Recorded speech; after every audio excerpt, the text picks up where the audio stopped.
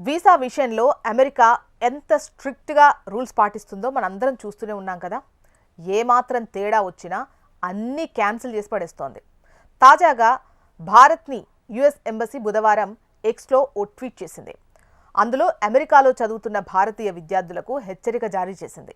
అమెరికాలో చదువుతున్న భారత విద్యార్థులు జాగ్రత్తగా ఉండాలని హెచ్చరించింది. యుఎస్ చట్టాలను ఉల్లంఘిస్తే పరిణామాలు చాలా తీవ్రంగా ఉంటాయంది. వీసా అనేది హక్కు కాదని, అది విద్యార్థులకు ఒక అవకాశమని గుర్తు చేసింది. పిచ్చి పనులు చేస్తే దేశం నుంచి వెళ్ళగొట్టడమే కాదు, భవిష్యత్తులో వీసా అర్హత లేకుండా చేస్తామని హెచ్చరిస్తోంది.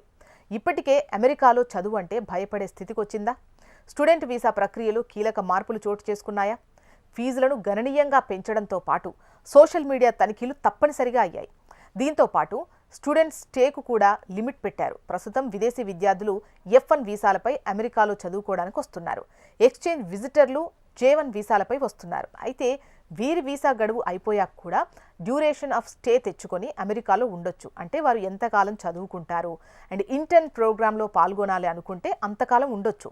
ఇక ఎక్స్చేంజ్ విజిటర్స్ వచ్చేటువంటి విద్యార్థులు ప్రొఫెసర్లు, స్కాలర్సు, స్పెషలిస్టులు, ట్రైనీలు, ఇంటర్న్షిప్లు అండ్ ఫిజిషియన్స్కు కూడా ఈ సదుపాయం వర్తిస్తుంది. ఇప్పుడు దీన్నే మార్చేసింది డిపార్ట్మెంట్ ఆఫ్ హోమ్‌ల్యాండ్ సెక్యూరిటీ. ఇక మీదట ఈ వీసాలకు కొంతకాలం మాత్రమే అనుమతి ఇవ్వబోతున్నారు.